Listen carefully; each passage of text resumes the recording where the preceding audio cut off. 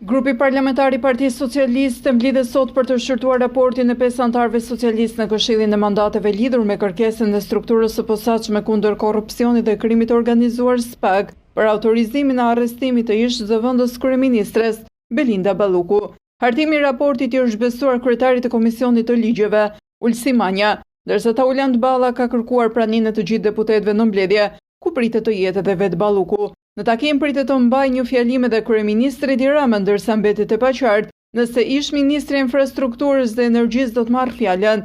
Socialistët kanë lënë të kuptojë se pas largimit të saj nga detyra, për shkak të masës së pezullimit të vendosur nga gjykata e posaçme kundër korrupsionit dhe krimit të organizuar, GKKO nuk shohin arsye për dhënien e autorizimit për arrestim. Vendimi përfundimtar pritet të merret në seancën plenare të 12 marsit, ndërkohë Partia Demokratike e Shqipërisë ka publikuar raportin e saj duke mbështetur kërkesën e SPAK. Balluku është marrë e pandehur për çështjen e tunelit të Llogares dhe është në hetim edhe për 7 lote të Unazës së Madhe, ku akuzohet për shkelje të barazisë në tendera.